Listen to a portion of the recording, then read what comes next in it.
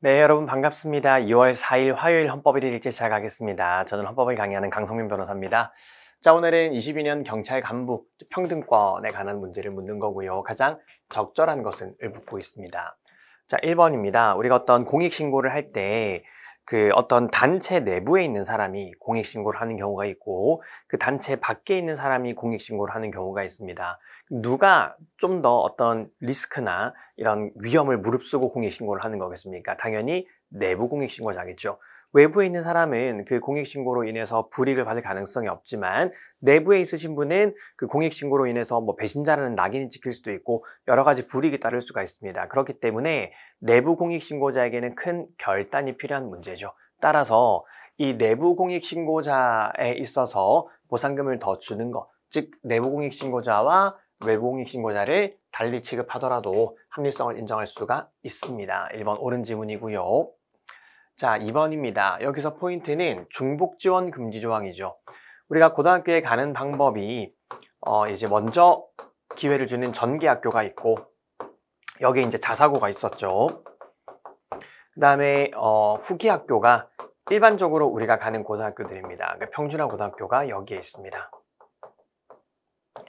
자, 그래서 이제 전개학교에 자사고뿐만 아니라 과학고도 있었는데 과학고와 자사고가 있었는데 이 자사고가 사실은 뭐 이제 과학고와 같이 좀 유능한 인재들을 좀 특수한 분야에 보내는 그런 기능을 제대로 수행을 못하고 있기 때문에 더 이상 자사고를 전개학교로 인정하지 않고 후기학교로 보내버립니다.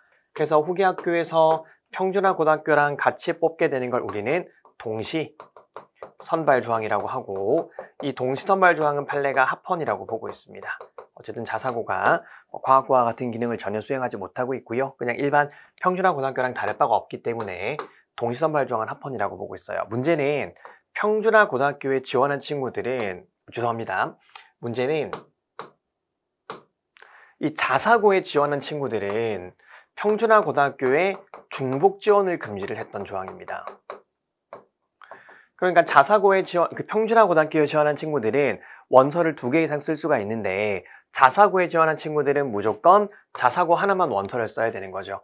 이 중복 지원 금지 조항은 당연히 이제 불평등합니다. 특히 이거는 진학 기회에 있어서 차별을 하는 거기 때문에 교육의 영역에서 차별이기 때문에 평등권 심사할 때도 엄격하게 심사를 해야 되고 결과적으로 자사고에 지원했다는 이유로 이런 진학 기회를 더 불리하게 지급하는 건 판례가 납득하기 어렵다고 본 거죠. 그래서 중복 지원 금지 조항은 위헌인 판례입니다. 그래서 이번은 지금 중복 지원 금지 조항을 묻고 있기 때문에 비례성을 갖춘 것이 아니라 위헌인 거죠. 2번 틀렸고. 자, 3번입니다. 여기 갑이라는 남성이 있고 을이라는 여성이 있습니다.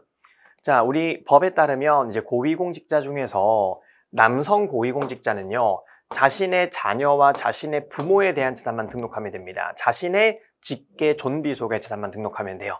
그런데 여성은 여전히 자신의 직계 존비속뿐만 아니라 배우자의 직계 존비속까지 등록을 해야 되는 겁니다. 그러니까 남성 입장에서는 자기 부모님과 자기 자녀만 등록하면 되는데 여성은 자기 부모와 자기 자녀뿐만 아니라 상대방의 부모와 상대방의 자녀까지 전부 다 등록을 해야 되니까 혼인한 여성에게 더 많은 의무를 부과하고 있는 거죠. 그래서 얘는 정당한 목적 조사를 수가 없습니다. 일단 혼인과 가족 생활의 차별이기 때문에 엄격 심사도 해야 되고 정당한 목적 조사를 수가 없어서 평등원칙의 위반이 되는 겁니다. 3번도 틀렸고요.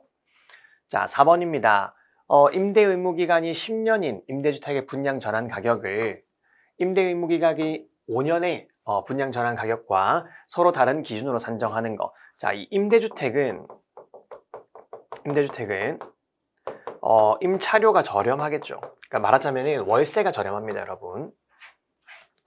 말하자면은 월세가 저렴합니다. 월세가 저렴합니다. 자, 그러니까 당연히 그 새 들어 사는 사람을 우리가 임차인이라고 하죠. 임차인은 오래 살고 싶습니다.